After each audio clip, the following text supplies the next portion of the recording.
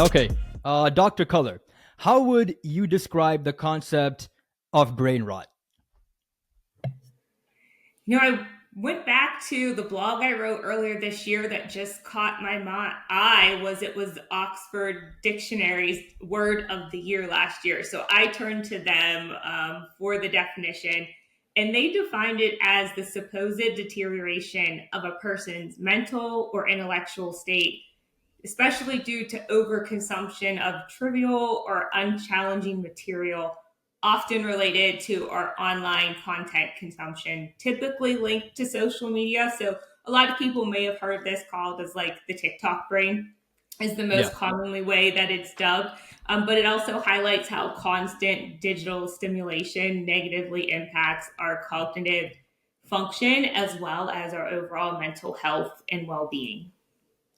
Yeah, so you know it's a problem when it becomes the word of the year for Oxford. You know what I mean? Okay, so spitting off that, like, what parts of a person's brain functioning normally gets impacted the most when they constantly consume what they call, brain rot content? Yeah, so part of it made me also think of like the other buzzword that I think a lot of us probably heard in relationship to brain rot or the TikTok brain is likely the doom scrolling. So what happens when we're kind of caught in that brain loop of why do our fingers keep going like this on the videos, or all of a sudden how is it that we've sat down with 5 minutes and next thing you know an hour later of our time has gone by. So the first thing that happens is it's caught our attention and the time has lapsed. So it's basically what it's designed to do is hook our attention. And it's also captured some of our memory as well. When you're not paying that full attention, you don't remember what you've watched, right? Have you ever done that Hmm. as well? You've watched a bunch of videos and then you're just like, you don't, not even able Yeah, to tell somebody perhaps yeah. what you've just watched. You kind of just been in Hmm. that mindless state where you're not fully engaged. It's just more that passive watching. It also puts Hmm. some strain on your decision making.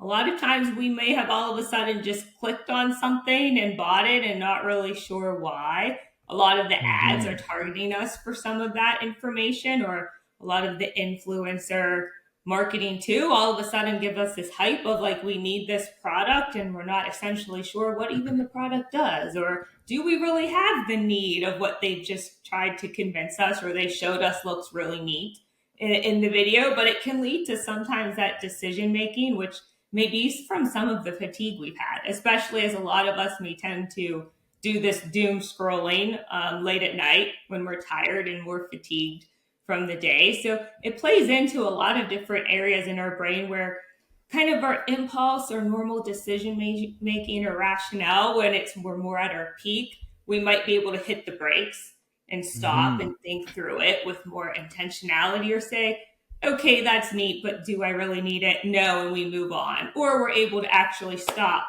once we realize we're in this loop of, okay, I've really wasted my time here. I'm going to move on to the next task. But we don't realize that. We've kind of been over flooded with those little hits of dopamine, and we just keep going, kind of, as I like to say, the proverbial rabbit hole. We've just kept going down that loop. So a lot of that, some of that disorganization that happens from our attention, we've lost it.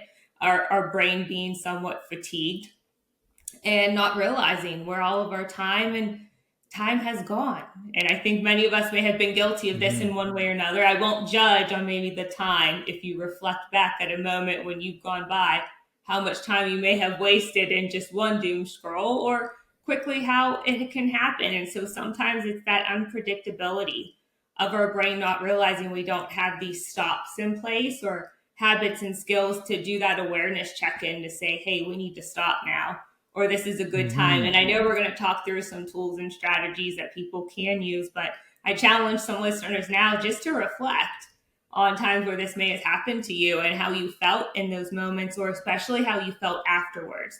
A lot of times when this has happened, we feel really cruddy after that doom scroll, Yeah.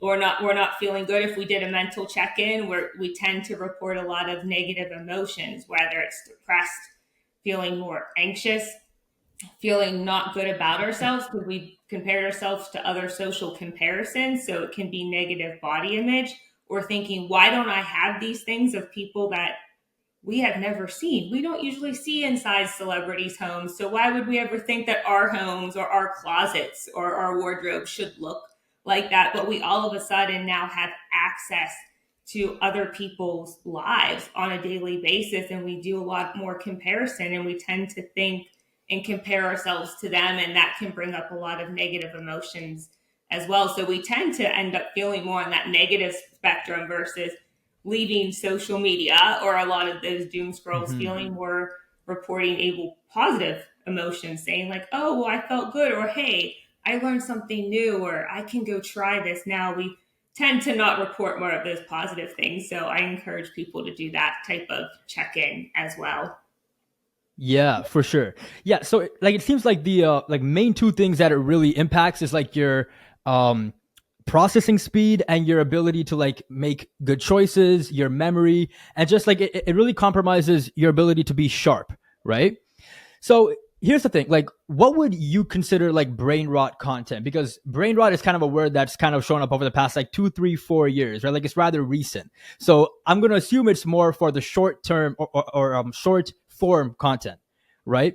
But why would that be different from, let's say, something like movies or, like a TV show? What would be the difference between those two in terms of content consumption?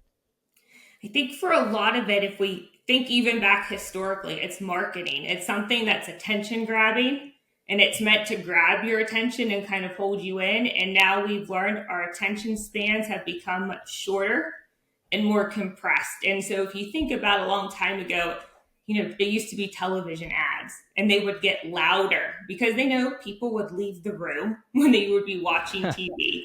And Yeah. now so much of this is just like you said, it's short form content on TikTok and across all the other apps. And it's short because our attention spans have gotten a lot shorter. So if they don't get the hook, they know now you're in control because you can scroll. Before, you didn't really have the option. At worst, you could do on television was change the channel, but now you can quickly scroll through lots of videos, or you can now pay to bypass a lot of ads. So essentially, I like to think about most of it is anything when it comes to advertising is your attention is what's for sale. And that's the way all these Hmm. algorithms are working and changing. And if you're looking at how all the content has changed over years, it's to get your attention. And as it's becoming shorter, it's becoming more of the prize. And the way the platforms are incentivized is how long can they keep your attention on that particular platform? Or even for that influencer, how many of their videos do you watch and engage with? That's how they're getting some of their reimbursement, or they're incentivized for their audience as well. And so your attention is what's for sale. And I think just recently, I don't quote me for 100%. I'm not a Swiftie by Yeah. any means, but Taylor Swift just went viral with the clip about that, of just kind of saying that, like, you have to realize that your attention is a luxury item to an extent, and to realize that we have to be careful of where it goes, and to have Hmm. more mindfulness around that, which I know we're getting to a lot more later in this conversation. But just that Yeah. beginning level of awareness, I think many of us don't realize, because they have lots of engineers. They have whole teams that are figuring out the Yeah. neuroscience of this, of how to exploit you. And they do it in fun games that make you want to spin the wheel, or make you want to play the game to unlock something and to keep you there. And that's what they're being incentivized to do. And we're not always thinking about that, because we might be on there for a break and some lighthearted fun, and as we're unlocking more and more things, we have just spent more and more time on that content, unintentionally or intentionally, so to speak. But to be mindful of that as well. Yeah, exactly. Because like the human brain kind of, like evolved to think deeply about things, right? And to focus, right? It's not kind of wired to just, have these random 5 second, 7 second clips that are not, making you think deeply about what you just saw or what you learned. So you're working against the way the brain is wired, right? So like that's probably why you feel kind of tired and exhausted after you're done scrolling, because it's just like it's not working with the way your brain is wired. Because if you engage in real learning, like you'll feel like this sort of high that comes with learning. You know what I mean? Because like you'll feel that stimulation, which you don't really get from like short form content, right? Yeah, and I'm so glad you brought that up because I think, especially for adult learners or as we're aging in general, plus, anything essentially past high school as we're getting into adulthood and with learning, is typically once we get information, we think about how does this apply or relate to us in our lives? Like, what can I Yeah. do with this information? Or who could I tell? Like, who might this be helpful for? A friend? A colleague, a family member. We're always thinking about that. And our brain wants to make those connections, just like you said. It's holding on, Hmm. like, if I can't use this now, this might be helpful, especially if you're thinking about your early career. This might not be the job tip I need now, but this would be helpful for me to know in my next role or the next project I'm on. You can see all types of hacks online. Like, you can learn great life tips or something about social media. Like, this is great for me to Yeah. know and apply on my next project. So you put that in your memory, so to bank, so to speak, to pull it out in the next time. And that's what your brain's looking to do with a lot of information. And the other information, at some point where you're like, it's not for me, it doesn't serve its purpose. Your brain's not putting in that effort to hold on, and it's just letting it go. And like you said, it can get kind of mind numbing after a while, where you've spent Yeah. a significant chunk of time being understimulated. Our brains don't like that. We have to find that right level of stimulation, and we need some of that to relax.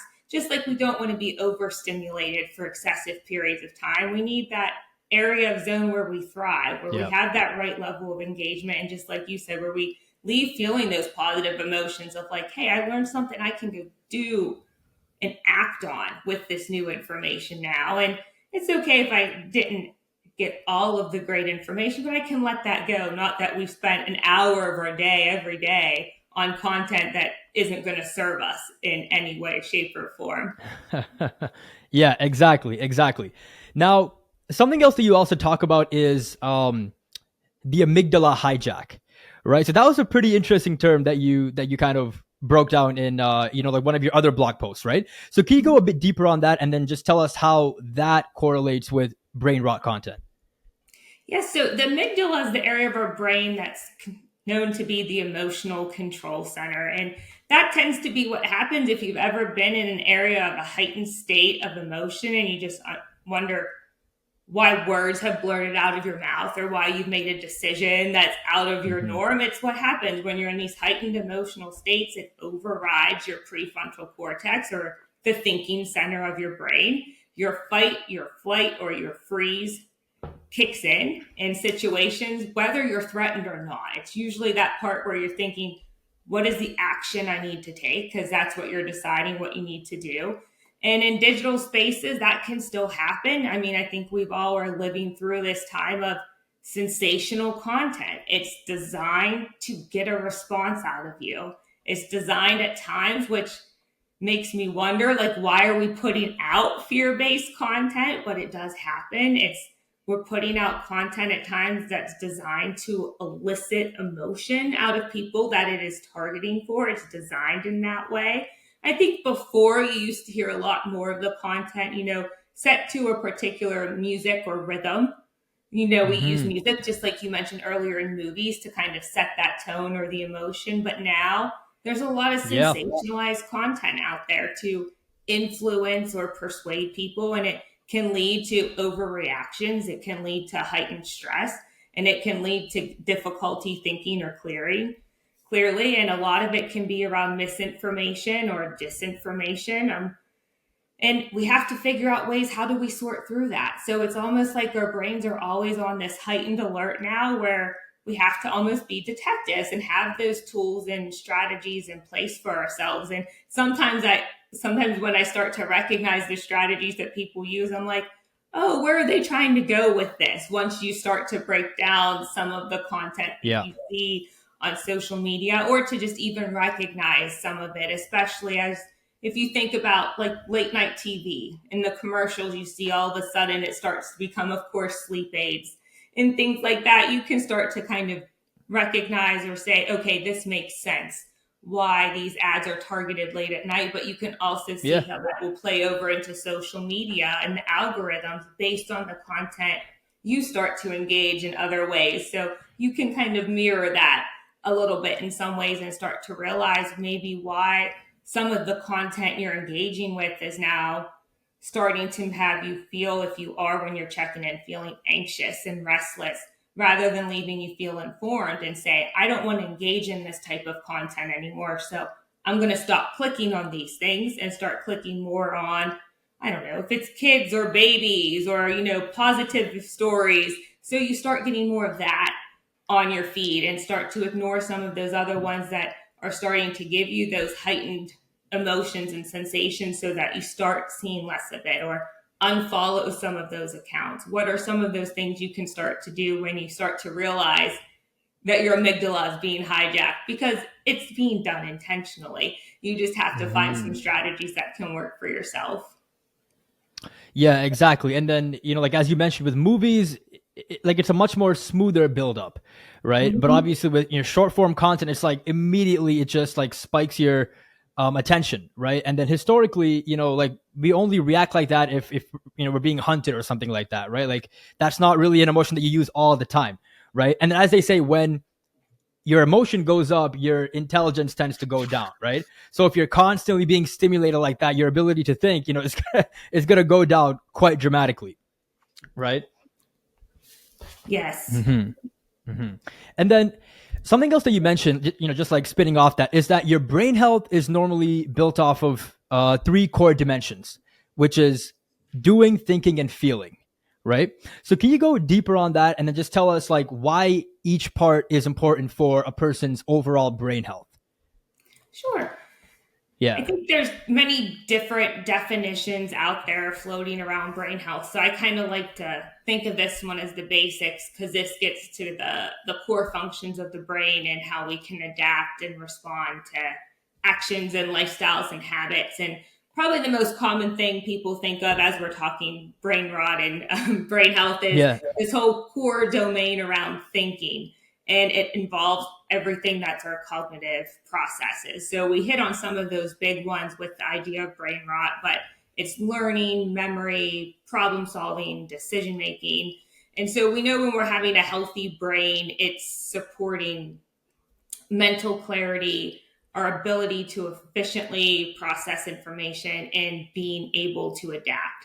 And so that's one of those things that we're striving for with good brain health, is having some of those stops in place, or just being able to better quickly notice when maybe our brain's going awry or down that rabbit hole of doom scrolling and saying, hey, this isn't the best use of my time, or this isn't where I want my energy to flow. What can I do to stop this now, so I can put my time and energy into something else that I would rather be doing? The other big component we talked about with brain rot was feeling. So this is that emotional element of our health and well-being. So the tools that we typically would use to support that is our stress management, emotion regulation, and our overall resilience. So that ability to bounce back. So throughout the day, we know our emotions ebb and flow, can be like a roller coaster. I think for many of us, if you watch TikTok videos, or if you're watching them on Instagram or Facebook, you can go on that roller coaster. I'm just watching some videos back to back, depending what your algorithm and your feed can look like, and you might already be on that resilience as well, of what you're seeing or what you're just going to choose to skip over, and the type of content you're not wanting to engage with versus what you're engaging with, and finding that emotional balance of what is important for you to maintain your mental well-being in navigating life's challenges. And I think it's an important skill to also have to find that mental wellness and engagement with social media. What are the tools and strategies that you have in place to have a healthy relationship with social media? Because it's a part of life for a lot of people, especially for younger adults or people that have grown up with social media being a part of all of their lives. I was kind of on the tail end of when social media started to be coming online when I was in college. And so Interesting. figuring out what that looks like, how do you use it as a tool? How do you use it to connect? and how do you navigate life with social media. And then the last part is that dimension of thinking, feeling is the doing piece. So this is more of that behavioral side of your brain health. So how do thoughts and emotions translate into actions? It encompasses your day-to-day tasks, your habits that you form. How do you maintain being productive when you're on and engaging in social media and its whole goal is to really buy your attention and to keep you on it longer? That's what it's trying to do as it's building its algorithm and feed, is to keep you engaged. So how are you having good habits? How are you maintaining still being productive as you're engaging in and on off of apps and different social media platforms? And then outside of social media, what are those overall brain healthy lifestyle options that you have in place for yourself? So I like to think the term brain rot kind of challenges all three of those dimensions, by putting them Mhm. together, where it's you're wanting overall cognitive performance, you want good emotional balance in place, and you want those productive behaviors for yourself, whether it's in your social life, your work life, your student life, your social life. You want to be able to be performing at your best when you can, and especially you want your brain to work for you. Yeah, exactly. So speaking of, choosing certain behaviors that like are productive, right? If people wanted to build each part of their brain health in the healthiest way possible, what are certain activities that you'd recommend for each component, from thinking to feeling to doing? Like, if you really want to build it, in a way that's healthy, what would you recommend in terms of like tangible activities that people can do? Yeah, I think this is a great question, and there will be a lot of overlap, because I think one of the nice Yeah, things yeah, with a brain healthy lifestyle is when you do one, it kind of has a spillover effect to the other. But I think probably the first one that likely comes to mind is if you're thinking of your cognitive or your thinking ones is lifelong learning, whatever that looks like for you, wherever stage and phase of life you're in. And this can be traditional learning, it could be classroom, it could be continuing education, an online course. And this can also be things you learn from social clubs, from volunteering. Just keep learning new and different things. I always like to tell people, as long as it's new to you, that will look different than what's new to me, and just keep elevating the challenge a little bit. Some people will want to go out and be like, I'm going to learn a complete new foreign language. That is great. But it can also just be learning new and different skills. It could be trying a new recipe, maybe a completely different food genre than what you're used to eating, but just adding in that learning every day as part of your day to day lives. Keep up on the new learning. We find that's one of the best things for your brain.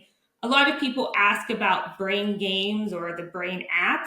It's just if you get good at playing like one type of brain game, if people really like the New York Times crossword puzzles, you just get really good at doing crossword puzzles. So you could yeah. keep that as like the idea that you enjoy that type of puzzle, but rotate the different types of puzzles or the different types of games. It's just that whole idea. You need the new, novel, and challenging. Just keep doing those. There's a lot of benefits that show like reading or learning, like through a podcast, like following your podcast or other ones. Just that idea that you're getting new ideas, and new Yeah. reading and trying to apply it to your day to day life is a great way to like fill out that thinking category.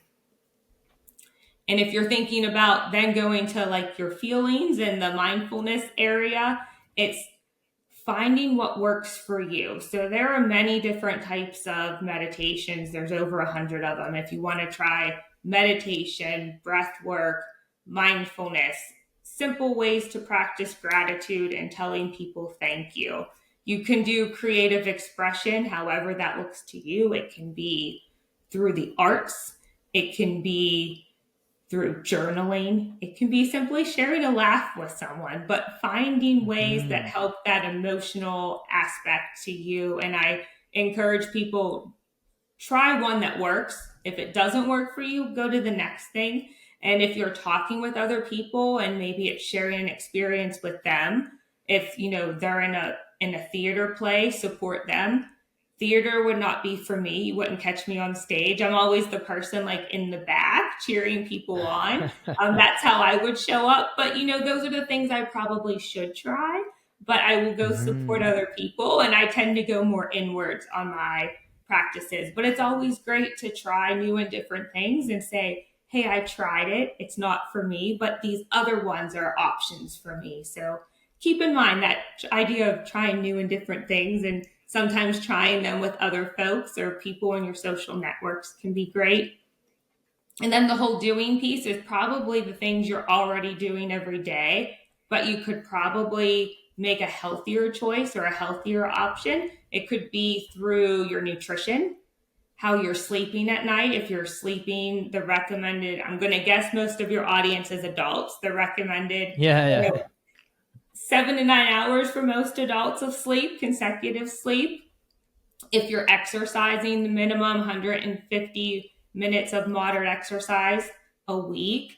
If you're getting good balanced nutrition, if you're staying regularly socially connected to people out in community, I'm thinking about all those ways and those other elements of your day to day lifestyle where you could connect or maybe reconnect. Thinking about your spiritual health could be another area. So think about all the things you're already doing day to day and checking in. Are those well balanced for you? Is there an area you could improve? I always like to think I could probably make at least one better nutrition choice a day, especially just making sure I'm staying hydrated. We're coming to the end of the summer season, at least where I'm located at, and making sure to Yeah. prioritize hydration or even just one better food option a day. So, where can you have little wins and keep building on? So, see where you could have those check ins at to help strengthen each of those dimensions of thinking, feeling, and doing. Yeah, that's a lot of great information right there. Yeah. Yeah. So basically, when it comes down to the concept of like focusing on your thinking, it really comes down to like challenging yourself, right? Like using your brain in a healthy way and learning. Yeah, because many people think, if they do like, word puzzles and stuff like that, like, I mean, it's not, I mean, like it's much better than doing nothing, right? But, as you mentioned, you're just getting better at that one specific game. Like you're not challenging yourself to learn new information, which is really the key when it comes down to like, learning and using your mind in a way that's really efficient, right? So yeah, lifelong learning, courses, reading, novelty challenge, and then feeling. This is a part that a lot of people ignore because not many people talk about this concept when it comes down to having a swift and like really efficient brain, right? And then you mentioned like just focusing on activities that kind of give you peace and a sense of joy, right? From like breath work to meditation, gratitude, creative expression. That's something that's pretty interesting. I think that'll help a lot of people as well. And then again, coming down to touch with your peace and emotion. And then you talk about doing. So this is basically when you're like action oriented, right? From like focusing on things that help you on a um, you know physical level, staying in contact with people, and just being active with the world, right? So I guess these are all the main three things that we're looking at. Now, is there like, for example, if people want to know, maybe one or two activities that hit all three of these, right? Just so that they're being as efficient as possible, what would you recommend if you can? One, that's a great, challenging question. So I will tell people we have on our website, we have some infographics. So they're free to download. There is one of how you can achieve brain health in less than half your day's time, including while you're sleeping. So they can always check that out if you're looking for, from the research, the time intervals of the best way to invest your time. Even if you only have 30 Mm, minutes a day, where the science says your 30 minutes should go, based on the brain health. So those ones are available. wow. To accept your challenge, I'm going to say the two top things to do would be have a brain fitness routine and have a physical fitness routine, because the physical fitness will kind of cover the mind, body, spirit health. We know moving the body, however that looks for you, even if it's gentle movement, will still benefit the mind, body, and soul. And I encourage everyone, because we have that idea of what physical fitness looks like, to have some type of Hmm. brain fitness routine. And it can be on that cognitive engagement piece that includes the lifelong learning, But it can also include that restfulness piece where it can include a couple minutes of breath work paired with that brain engagement. So it could be, 5 minutes of reading, 5 minutes of breathing, and your 10 minutes of your workout. So thinking of those little Mm. intervals, but to think that you need the same types of routine for the brain and the body. And of course, the brain benefits from moving the body. So kind of has a double win, but I would say keep those two fitness routines solid. Okay, okay, yeah, that's pretty. Yeah, that's really interesting. A brain fitness routine. Yeah. That's pretty new because yeah, because like most people think of it, of like physical fitness, right? We all have, Mhm. like a pretty simple idea in our mind, like whether it's walking or running or just going to the gym, going through a certain routine. But yeah, brain fitness routine, and then like I'm going to assume maybe 45 minutes to an hour per day, half an hour. Like, how much would you recommend for the brain fitness side? The research shows 20 minutes, 20 minutes a Oh, day, and that's it not doesn't bad. have to be consecutive. It could be broken up. So, two 10-minute intervals. You could start your morning with like breath work and reading in the same way at the evening. You could wind down with that brain engagement piece and breath work to end your day. But the research shows about 20 minutes a day is a good investment of your time. Okay, yeah, that's not bad at all. That's not bad at all. I mean, that's like 10 minutes in the morning, 10 minutes at night, and then you'll have that part covered. And I Got it. suspect most of your listeners are probably doing this in some way. It might just be a shift of Yeah. intentionality, right? Of just like you said, or reframing it of this is time I'm investing in my brain. Like listening to a podcast, you're learning something new, trying a Yes. new recipe. If you're already reading to learn new information, or if you're doing breath work, you're kind of just reframing it a little bit as that new investment to your brain. Absolutely, absolutely. Okay, so now let's go on and then speak about like different ways that people can lower their exposure to brain rot content, right? Because this is extremely important. Oftentimes when you make it hard to access brain rot content, then you'll slowly, automatically just kind of stop it, right? But if it's always there, then it can be kind of hard because again, as we spoke about, it's made to keep you hooked, right? Mhm. So one of the things that you spoke about is scheduling screen-free time. So when is it best to do this? Like, if you're talking about again on a daily basis, when is it best to schedule this screen free time? And what would you recommend that people do during this period to just avoid that temptation of going back and scrolling? Because it's just so good at naturally pulling you in, and then you know getting you to scroll without you even knowing. You know what I mean? So like, how do you like make sure that you don't give in to that temptation as you schedule this screen free time? Yeah, I would say for people to first notice when you are going to scroll or when you do it. So that's like the first level is like awareness of when you start to have a behavior. I think for many of Mm-hmm. us, it's to resist that temptation. The first thing when you wake up, when you get out of bed, for some people, it's like before you even get up to go to the restroom or start your morning routine, it's like, I need to check my email. I need to check social media. It's like, do you need to? Or did that become the habit? Or are Habit. you just Yeah. having that urge? What are the things you can start to replace and do that in the morning? And it's almost like the same thing before you go to bed. Like, I have to get my last update before I go to sleep because I'm missing out. What are the things or the reframing times? Because those seem to be the two like high temptation moments, right? Right when we first wake up and right before we go to Yeah. bed, because it's like we're missing something or we have missed Mm-hmm. something. Seems to be what a lot of people report, those types of feelings. And the other one where you said like we unintentionally do it is when we're consuming meals, which doesn't help because Yeah. mindless eating tends to be a big issue among a lot of us when we can just easily consume extra calories because we're not aware that we've eaten our meals. So mindful eating tends to be a practice that a lot of us will try to do. So screen-free meals can be a quick one. And for some of us, that might be where we can put in some of those other practices. That might be a time where we could journal or practice gratitude or set the intention for the rest of the day. Because what we have found a lot of the time is that's when we get those creative moments or those aha.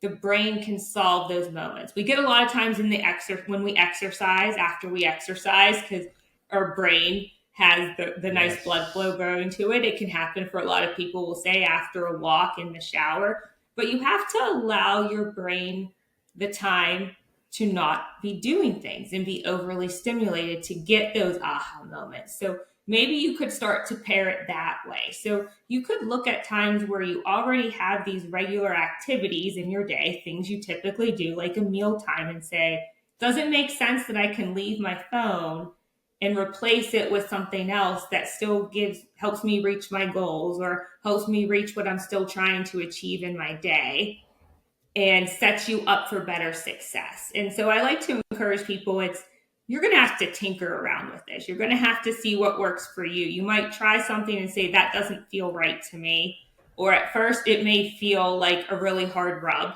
But then it might also get a lot easier, but you can find those pockets of time in the day.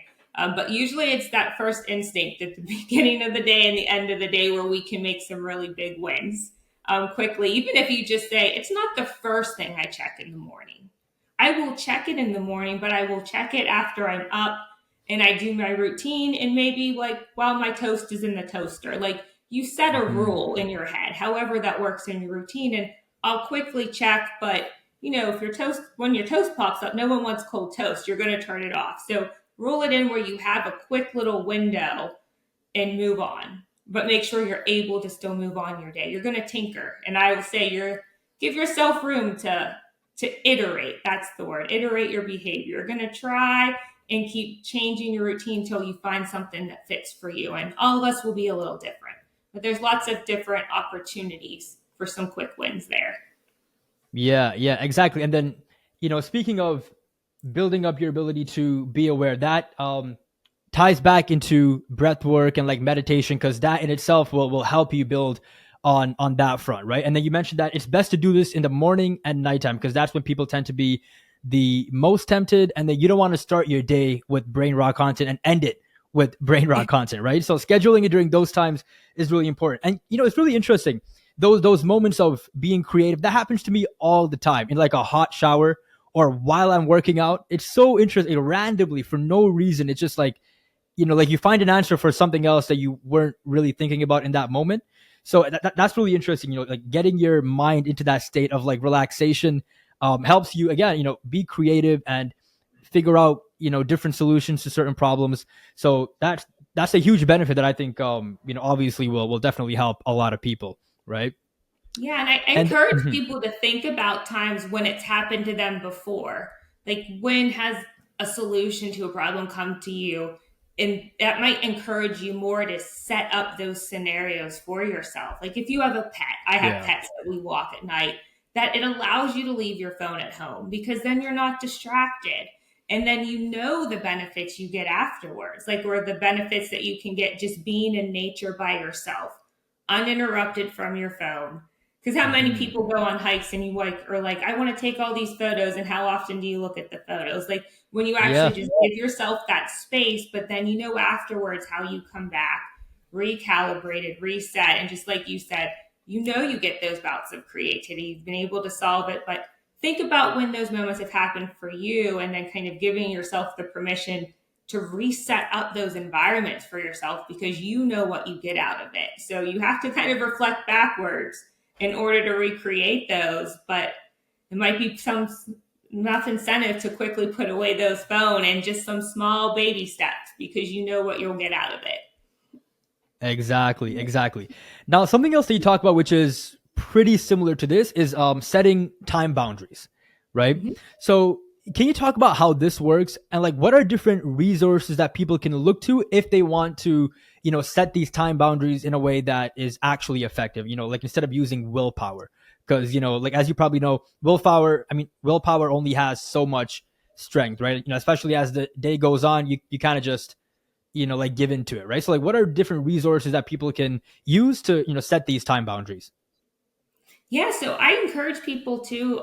There are some apps. There's a lot of different ones. I had to go and look online, because I personally never used the apps for myself, but I know there's some different ones that people can look at for screen trackers. It will depend if you're on an Apple or an Android device. And it can also depend how you want to use the app. So sometimes it can be they'll power them off. So you can think about this for kids with online screen usage. There's a timer. So, after 15 minutes of usage, that app or that device is turning off. Other ones will use it the opposite way. After you do something like exercise, it will then unlock an ability for you to be able to go onto social media apps. So it will depend kind of what your motivation is. If you're wanting to use some of those apps, of how you're wanting to engage.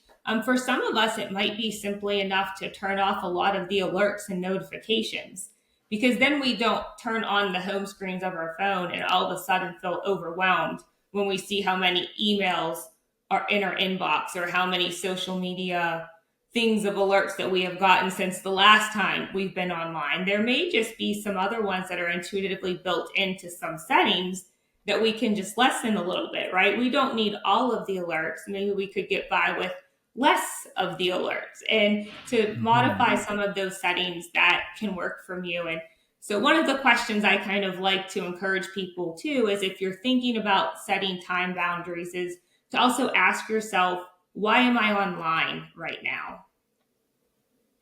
And you can build that in, because some of it might be just to take a break. There's other times where I think we all struggle with this as adults.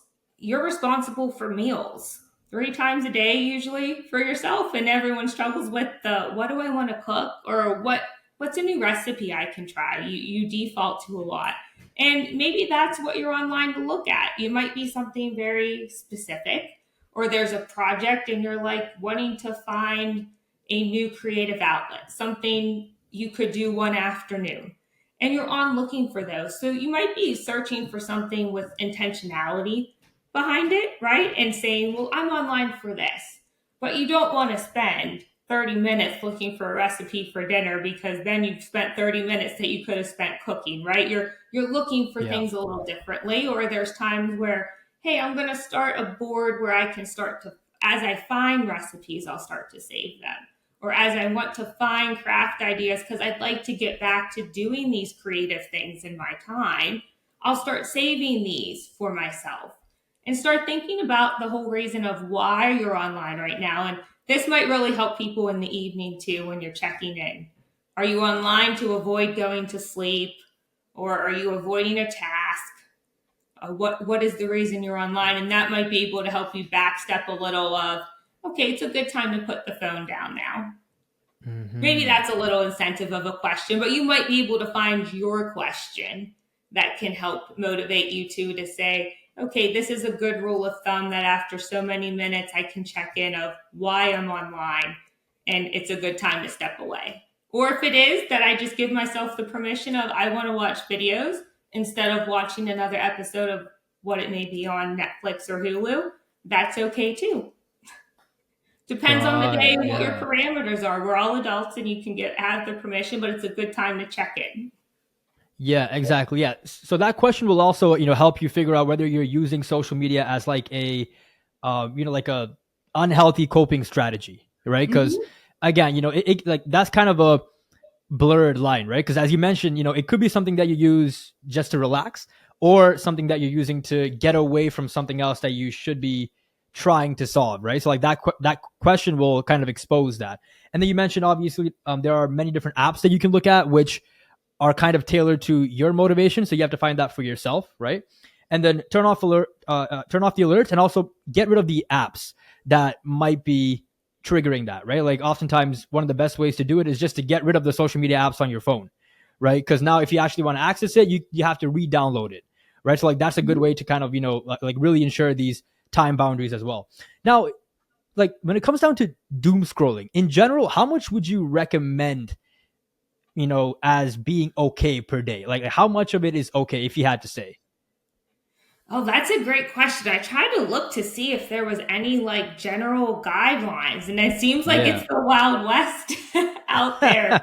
But yeah, it's pretty broad. Yeah. I would tell people to kind of just check in with that and to see what works for them. I know for scrolling, it can also be, it's, what works for you. And then also like, what's the chunk of time you're willing to dedicate? Because, there's some people that get on and they'll check multiple times a day. And there's other people that like, I just get on and check, this is my routine. I allocate, 20, 30 minutes once a day. And then there's other people that are on, a couple times a day and, 5-minute intervals. So you hate to give a guideline because you could chunk it or you could do it all at once. But to really just be mindful of that. And you could check even on some of the apps where they can tell you how long you're spending on the platform. And some of them have the trackers. So where you could see that information as well, to see what feels right for you. One of the things I've learned, and I loved your suggestion earlier too, was also you could delete them off the phone and then just check them on your internet browsers. So if you're online, that's what I do. sitting at a computer, then maybe that's when you engage, because you're likely not going to be sitting at your computer early in the morning and in the evening. So that might be an intermediate step in between, depending, what apps you're using and how you're engaging on some platforms where that could be a way to also engage. So I've seen people find some different strategies where it's, okay, I'll check in on these ones on the web browser, because most of us aren't going to run down the stairs to check that at night before bed, but that there's still a way to access it. If you delete it off your phone, you're like, well, I could do that at this time in my day and check in on that. I don't need the alerts on my phone directly at my fingertips. Yeah, that's exactly what I do, because something that I found is that oftentimes it's harder to scroll on your laptop, because when it's on your phone, it's so easy. You just sit there and it's literally just one thumb movement. You know what I mean? But on your laptop, it's more effort, and then it's more obvious too. It's not something that you can kind of, I guess, just do without knowing. You actually have to make an effort to scroll on your laptop, right? So that makes you fully aware of what you're doing in the moment as well. You know what I mean? Now, something else that you really talk about is creating tech-free zones, right? So how do people do this in an era where technology is everywhere and then so much of our life is, kind of intertwined with it, right? How do you create these tech-free zones? Yeah, I think this is one of those where creativity can come out of where you're at your home and your environment. Where are the spaces you're at? And how can you modify some of this? So I think about this. I'm fortunate my niece spends some time with us in the summer. As she's gotten older, I've just kind of learned, with kids, if things are out, we'll use them. So I have put out board games on my kitchen island so that when she walks by, it's like, well, can we play that in lieu of a tablet or asking for screen time? And I'm like, curious me is I wonder if I do this to my husband, if I leave these out at night, will we sit and do this instead of, wanting to watch a show? And it's very easy things to do, but it just takes a little effort and planning. And so thinking about those ways, and I mean, you see people do these things online all the time, but this last holiday, I finally did take a picture of my whole family, everyone sitting on a sectional couch, and they're all on their phones, same like you said with the thumb action. So I just went over and got my phone and took a picture of all of them, and I was like, what is wrong with you guys? Yeah. You're all sitting there. And, part of it is showing videos that you find funny. Yeah, with one another. That's a huge aspect, memes and all that stuff. Yeah. Yeah, it is part of some of that, social ethos now. But I finally I was like, yes, we're all here, we're together, and everyone's on phones. I was like, phones away. And I joked, I said the next time I was just going to have a basket, right? Other than taking photos, like a basket. But you've seen kind of people try to recreate these. But, what is actually practical in your home? Is there a space where if you're trying to do that creative type of work? Some people, if they're more artists, have that designated space already where they probably maybe are more inclined to play music, where there's not screens. Is there a chair where you sit and write, or a place if, coffee is your morning ritual, or tea? Is there already a small place? Is there just a place where you can put your phone so it's out of reach where you can't quickly check it, but it's close enough that if someone's calling, you could hear it. You could go to the other room. If you're a parent, if it was a school call, if it's someone you're caregiving for, if it's a certain tone, you could hear it, but it's not in your immediate environment, like your office where you're trying to work. What are some of those? Where are there other cues where you could set it up? In my house, there's three places where there's chargers. So I'm usually guilty. My phone's usually stuck on a charger. So people will be like, I called you. I'm like, well, it's upstairs. And if I'm like on a call with you, it's on Hmm. do not disturb. It's not going to ring my computer. So what are some of those Yeah. boundaries you have in place? Are there maybe times that you can allocate where it's your deep think time? I tell people to encourage that. We all work on different rhythms. If you're morning or evening, where's your moment where you thrive? And maybe it's deep thinking. Your phone is on do not disturb, or your email alerts are off. So that 90 minutes to an 2 hours is everything you need to get done that requires a lot of your effort and your focus. You can just go down the list, project after project, and you're done. Because you can get a lot done sometimes when your email's not buzzing at you. And you can close out, you can check it Yeah. before, you can check it after. You can put kind of bumpers in place and really safeguard your time. But what are some of those tech free ways you could do that in your house? Are there just little areas? Are there little places where you can carve out a nook? Is it just a chair? Is it just a space? And make it comfortable. You can just engage your senses in any way. That can be through touch, smell, any way that makes it comfortable to you. Yeah, exactly. Yeah. So it seems like what you're really talking about is like setting up your environment in a way that makes it harder to access these tech products, right? And then try and like replace it with different activities that are more healthier. Now, again, that's going to come down to you as a person, right? If it's Mhm. writing or making music or just like whatever it is that you want to choose as like a replacement for these tech products, and just like, yeah, curate your environment in that way. And that's kind of how you create these tech free zones. Because again, I mean, if you're in the West, it's really difficult to like not survive. I mean, it's really difficult to survive without tech, because everything is so connected. So it just really comes down to balance and then structuring your place in a certain way that allows you to be efficient, right? Yeah. And I think it's Hmm. just a little bit of creativity sometimes. And it can be a Yeah. space where you just go and take a break. It might not be a space where you spend your whole day unless you're intentionally doing that, but it might just be a space where you could go to take a break and recharge and come back to something else. Or maybe it's the space you go and do your free thinking or your journaling and then you come back to something else. But you can figure out how you interact in those spaces as well. And Hmm. you might co create it as you start to see how you feel and how things kind of dissolve after you're done, how those solutions come, and see what else you need to do in that space. Maybe it's more music, maybe Yeah. it's a quiet space. Hmm. Yeah, exactly. And then something else that you talk about, which is, again, somewhat connected to this, is um going through, like a digital detox, right? So Mhm. this is something that people talk about quite a bit, but there's like different ways that people do it.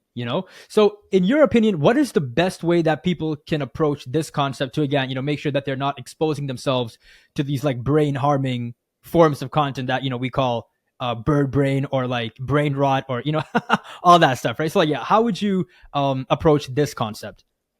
Yeah, I think for people, you'll see different ones online. People will Yeah. go to like week long retreats or weekends, and it's really finding what your own comfort zone. It's also going to depend on your individual preferences of how much is tech embedded into your life and your day to day, and also how is your emotional response to that as well. Because there are times for many of us it might be very overwhelming, and then there's other times where it's like, oh no, I could put it down and absolutely take a break. I am very open to it. And there's other people that are like, oh no, they're very resistant to the idea of a break. And so you could start really gradual where it could just, like you said, it could be a short time window, 15 minutes to a half hour. Some people I see start to do, a half a day on a weekend where it's like we go and we do this in the morning, like a Saturday morning, we go for a walk and we go to brunch and we go in a park. And so it's like your morning is filled with other ways that you're connecting and kind of going around taking care of your other aspects of your health. And phones and devices are at home and you don't necessarily realize it, right? You have Hmm. other things kind of planned in, and that's what you're doing. And it's kind of, part of the plan, so to speak. Other people are doing the same thing when they're together. And so you can kind of find pockets of time. if you look at some people's spirituality practices, some of this is kind of built in where it is tech free or particular quiet times from sundown to sunset, and other things. And you can think about ways of, can you go a whole day? Does it go a whole weekend? Is it just pockets of windows? And how does that fit for you, your family, your friends, or your circumstances? And also, what are you needing at the time? Some people may really need a 30-day detox where you can find some camaraderie among communities online where, hey, there are other people really trying to commit to this too, because they realize they need to put better boundaries in place, or they need to take 30 days away from what they're saying and say, now I need to come back and put better boundaries in place so that I can have a healthier relationship with the way I'm engaging with social media and content online. So finding kind of where that works, but it can be very gradual from a half hour to an hour. With a lot of people like to start with that first hour of their day and the last hour of their day, kind of bookending it that way of no content, no tech, no social media in those first and last hour. Yeah, yeah, because like this is really interesting because for me, like about 4 years ago, I left all social media for like 16 months. Right. And then, like I'm Gen Z, right? So that was such a drastic change because I mean, most of us, I mean, almost all of us are born into like, using the internet and social media and stuff like that. Right. And that was one of the most focused and like productive phases of my life. Like it's really interesting how the world, seems to change in terms of like how you look at it when you leave all these different, forms of content. Now, would you say that, like getting away from music, TV shows, and movies should be included in this? Or are you talking more specifically about social media? No, I think it's a great way. I like to say it's consumption of everything is your diet, because when we say diet, Uh-huh. people think just food.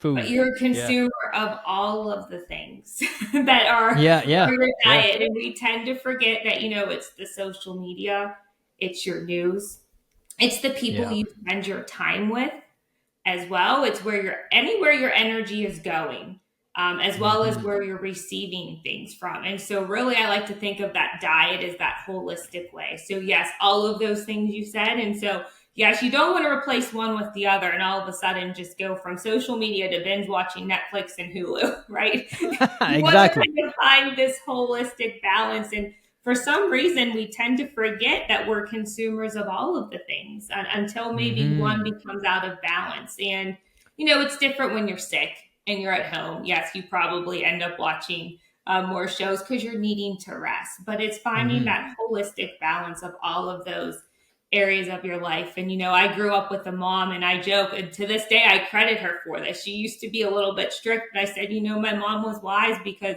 we were allowed 2 hours of TV max a day. And A everyone, when I day. joke with this, they're like, what did you do? I said, we played outside and we read. I read a lot, and I still read Yeah. quite, 2 hours quite is a quite a bit. lot of time, though. Yeah. I said, we didn't Yeah. play video Yeah. games. Most of the time, we didn't even watch 2 hours of Yeah, TV. that's a lot. That's a lot of TV time. You know what I mean? Like if you really sit down and watch 2 hours, that's a lot of TV time. You know what I mean? And that was throughout the whole day. Mm-hmm. And I said there were times we would Exactly. negotiate, like if we had a sleepover, we'd have to bank it. So if we had friends over, you could Mm. watch a little longer. But I was like, we really didn't. And as a kid, like that was a lot of time because shows were like 20 minutes. Like if you look at Yeah, kids exactly. shows are really short for a reason because of their attention span. Attention span. Yeah, yeah, yeah, yeah. And I'm just Mm-hmm. as bad as an adult because when someone's like, this movie's over this long, I'm like, that's a time commitment. I can't sit that long. Yeah, yeah, yeah, yeah, yeah. Exactly. Yeah. So it pretty much comes down to, what type of energy are you like actually letting into your life?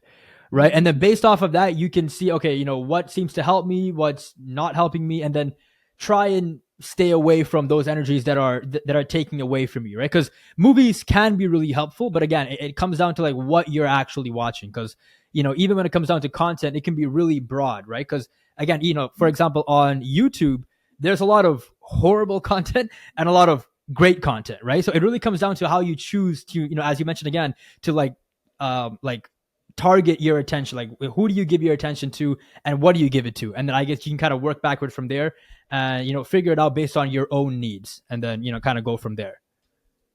Yeah, and I love that the way you worded that too is to make sure you're doing that check-in on yourself Yeah. and how you're feeling and being open to is like this is going to change with us. Our emotional states change, our needs change as we go. We're Yeah. humans. We're constantly evolving and changing as we're growing and flourishing throughout our Hmm. lives. So the idea is that our needs are going to change with that too. Yeah. And so to keep that in mind, what serves us now might not serve us in the future. And maybe something that worked for us in the past may resurface again. It might become a really supportive tool for our health and our well being. But in a moment or in a scenario that we're going through now, it might not be the tool. There's certain times where self care strategies don't meet a certain stressor. I've had people Yeah. say that a lot about, when you go through a big life event, sometimes sitting in the mindfulness practices isn't what you need because you're not ready to deal with that emotion. And I will always say, of course, you're working through this with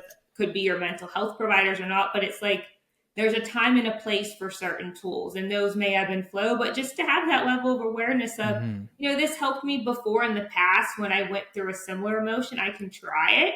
And if it doesn't serve me now, I don't need to judge the tool. I can let it go. And maybe I bring it back again in the future. There's lots of different tools and strategies to try and to just keep that open mind and that kind of lifelong learner mindset of we don't need to judge it. If it doesn't work, it's just not the tool for the moment and the time. We'll go to the next one. Absolutely. Absolutely. All right. Well, Dr. Culler, we've reached our hour here. So thank you so much for this great episode. It's full of insight. Obviously, we spoke a bit earlier prior to the podcast that, school's coming, right? So this is going to be really important for, our, specifically like the younger generation, because we're going to see the effects in probably 20 years of what this actually does to people as time goes on, right? So I'm pretty sure this will definitely help a lot of people, especially as time goes on. So yeah, if people wanted to go and find your work, where would you go and tell them to go? Yeah, I will tell them we're easy to find at Virtual Brain Health Center, or they can find me at Dr. Krystal Culler on Substack, LinkedIn, and Instagram. Yeah, if you can send me all that, I'll link it down below, and obviously they can go and check it out if need be. Yes, well, thank you so much. It's a Okay. great conversation, and I hope they're empowered to, that they have the skills within them to take care of their brain health.